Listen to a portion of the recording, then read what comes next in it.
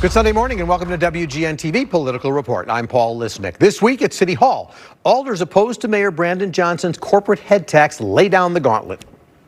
The clock is ticking. And unfortunately, the mayors continue to refuse to come to the table to collaborate with us on finalizing a budget. City Council will meet 4 days in a row starting tomorrow, and they've already scheduled a 5th meeting for next week. 27 council members signed on to an alternative plan introduced last week. The proposal would rely on higher garbage collection fees to help close the budget gap. Other new revenue could include increased taxes on Airbnbs, video gaming machines. Mayor Johnson has vowed to veto any plan that doesn't tax what he calls the ultra-rich. I don't support a budget that places such an incredible burden on working people. For his part, Mayor Johnson has offered a new version of the corporate head tax. It would charge companies with 500 or more employees $33 a month per employee. But so far, that change just hasn't brought on any new supporters. Second Ward Alderman Brian Hopkins joins me this morning to talk about this and what's next. Alderman, good to see you. Thank you for your time. Good morning, Paul. This is the first time in my memory, maybe ever, that the alders created their own budget and presented it against the mayors. Has that ever happened before? It's the first time we've gone as far as we have in creating an alternative budget, frankly, because we don't have our own budget department the way the mayor's office does. We as aldermen have a handful of staff, and some of them have some fiscal expertise, but nowhere near the level of expertise required to produce a full budget document, which on paper it's about this high when you stack it up on your desk. Obviously, always a process of negotiation. But we sum it up with an outline rather than produce a complete budget, but we've gone closer to completing a budget than we ever have. And you've gone into it with this new looking budget of 27 alders supporting it. You got to have 34 because that's what it takes to overcome a veto.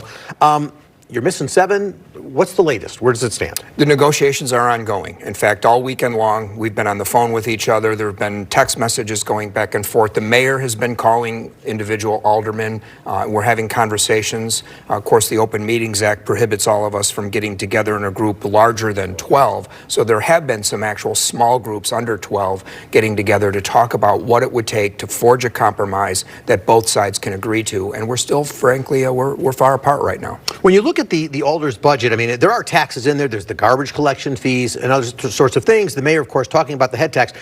Do you think his message that it looks like he wants to help the common man by going after the rich, and it looks like some of these alders are interested in going after regular people by hitting them with a bunch of different fees and taxes, does that sell? No, it doesn't. That's his spin. You know, the ultra wealthy, I mean, it's really not a defined term. No one knows exactly what it means. But when you look at your property tax bill and pretty much every Chicagoan, your property tax bill that you just got is up significantly. So are you ultra wealthy? Probably not. But you've been asked to pay for a greater share of this budget because we refuse to cut spending. That's been the big difference between the side of the coalition that I'm on and this administration. I'm demanding more spending cuts and more efficiencies first before we go to the taxpayers and ask them to pay more. And this mayor's first instinct is to ask the taxpayers to pay more. Well, I know Alderman Ronnie Mosley said if there's an increase in the garbage fee, he's a no-go. And I already have him now, right? I mean, what happens? Is there a way? Is there also internal negotiations among the 27 people that would like to put this together? Absolutely. As I mentioned, phone calls going on all this weekend, text messages being exchanged. I can tell you that the increase in the garbage fee has fallen out of favor. It isn't just Alderman Mosley. There's quite a few, myself included, who didn't want that in there in the first place. And we're looking for some other cuts and spending reductions that could be made to take that garbage increase off the table, because we've heard from our constituents, no one wants to pay more in property taxes and no one wants to pay more for garbage collection. Call it ego, call it what you want, but nobody wants to be the loser when this negotiation is over. And the one thing people are looking at is this head tax. Love it or hate it, it's there. The mayor has gone to, as I've said leading into you, 500 people, $33 a person.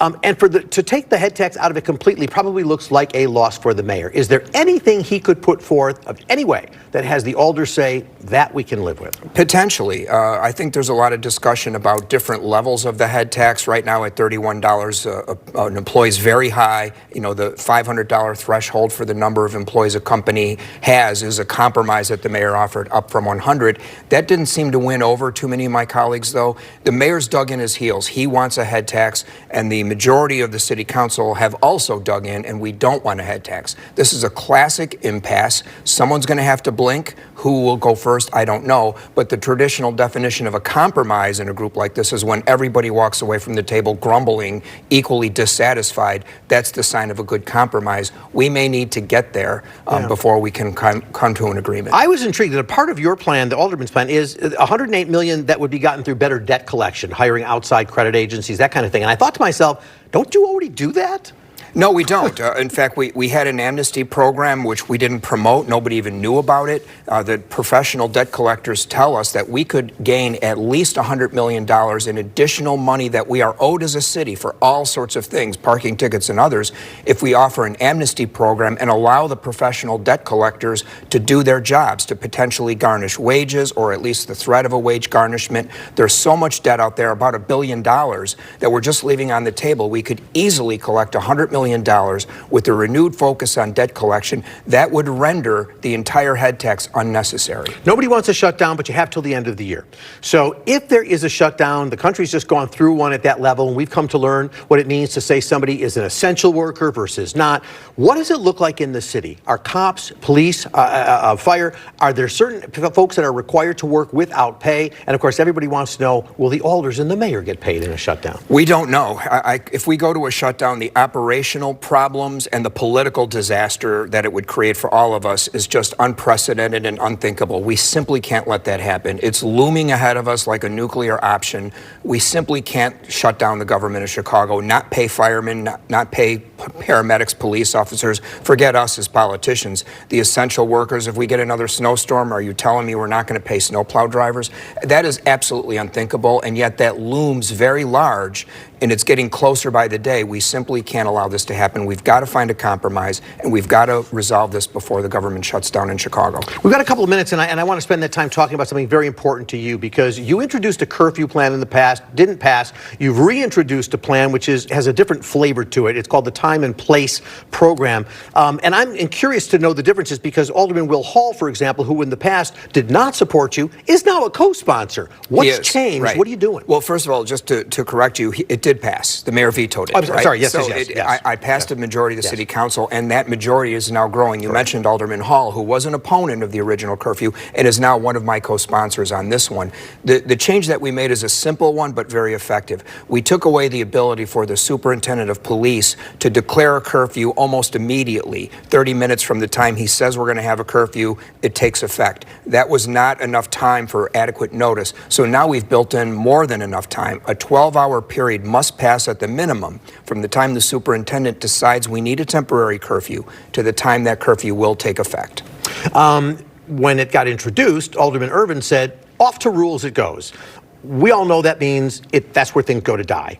Is this going to die? No, it's not. In fact, I've already heard from the mayor's government team. They're going to allow it to move out of rules to my committee that I chair, which is the Public Safety Committee, which is where it belongs. And Alderman Hall, my co-sponsor on this, has a companion ordinance of his own that would allow us to go to Facebook and the other social media companies when they post advertisements for these illegal teen trends. We would have the authority to demand they take those posts down. So with Alderman Hall's ordinance and the curfew ordinance, those are two very effective tools that will actually prevent these teen trends from happening, which is really the goal. We don't want to let it happen and then try to stop it.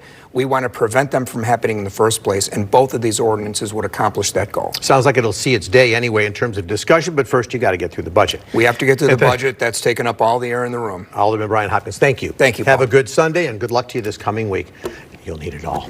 Coming up next on WGN TV Political Report. The Indiana Senate said we're not fighters. We're just going to get pushed around by states like Illinois, California, Massachusetts. The Indiana Republicans defy President Donald Trump's plans to redraw the state's congressional maps, and why it matters to Illinois. And later, the president insists the economy is better than ever, but will consumers feel that difference? I'm going to talk to an expert about what's really going on economically. Don't go anywhere.